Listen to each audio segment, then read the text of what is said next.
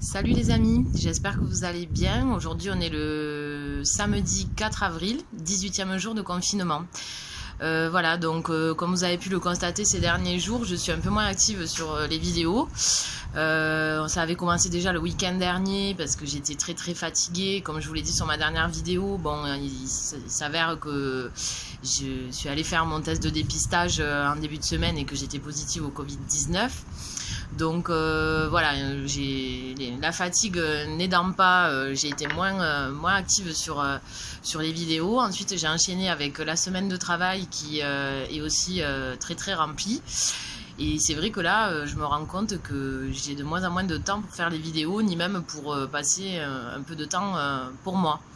D'ailleurs, à ce titre, je sais pas si vous avez pu le voir, mais j'ai fait passer un petit message sur Facebook, un post, bon, un peu humoristique, hein, mais pour vraiment faire passer le message, comme quoi je vois sur les réseaux sociaux beaucoup d'entre vous qui du coup profitent de ce confinement pour un petit peu prendre soin de soi, profiter d'une certaine oisiveté bénéfique pour réfléchir à tout un tas de choses, à ses priorités dans la vie, etc.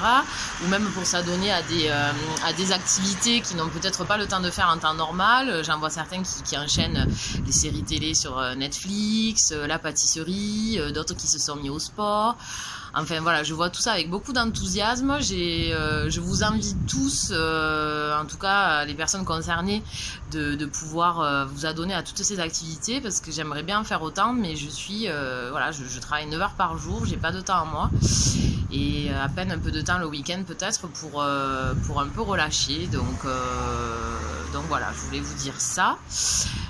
Ensuite, à titre de témoignage donc sur mes symptômes du Covid-19,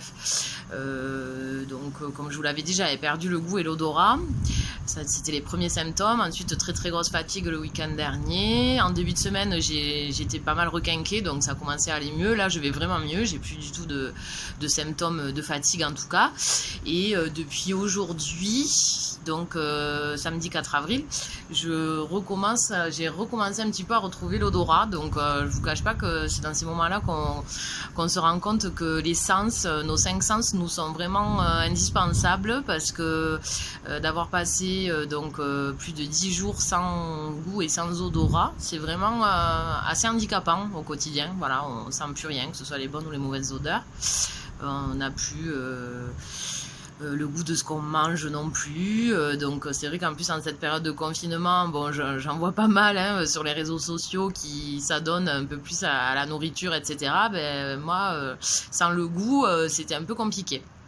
Voilà, donc tant qu'on parle d'ailleurs de ça, de l'alimentation, au niveau des constats que j'ai pu voir, moi j'ai perdu 3 kilos depuis le début du confinement. Voilà, j'essaye justement de profiter de cette période sans vie sociale pour avoir une alimentation un peu plus équilibrée. Et je me suis rendu compte du coup depuis le début là que j'ai pas forcément eu besoin de faire un régime draconien, simplement manger équilibré et arrêter les apéros, les soirées tapas avec les copains, les soirées bières avec les collègues de boulot. D'ailleurs, je leur passe le bonjour. Hein, plus de biérothèque depuis presque 3 semaines, ça a ses effets. Voilà. Donc ça, c'était un des aspects que je peux constater au bout de ce 18e jour de confinement. Voilà, sinon pas d'autres points particuliers.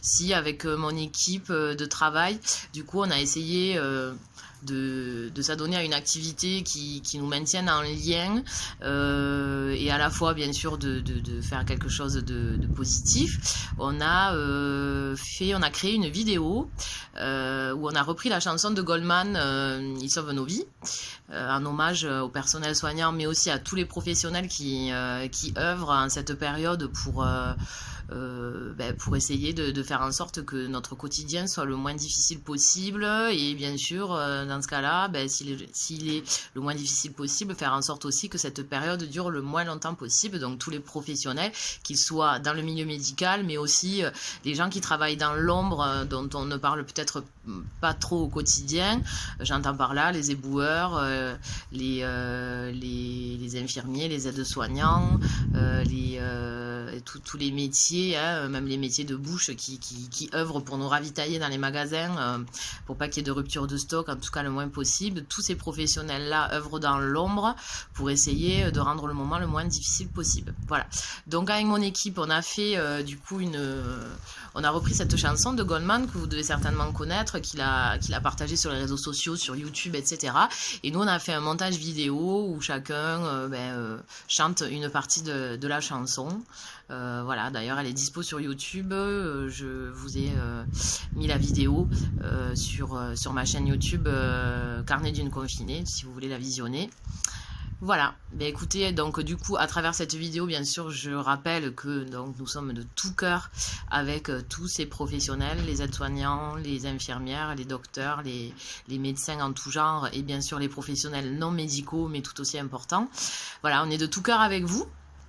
On vous le chante dans cette chanson. Moi aussi, je suis de tout cœur avec vous. Et bien sûr, je pense aussi à tous les autres qui sont confinés. Et qui peut-être écouter cette vidéo aujourd'hui. Voilà, j'en ai fini pour aujourd'hui. Je vous embrasse tous. J'essaierai de vous faire une petite vidéo dans quelques jours. Je vous souhaite de passer un agréable week-end. Prenez soin de vous et à très vite. Bye bye. When I popped off, then you go gave me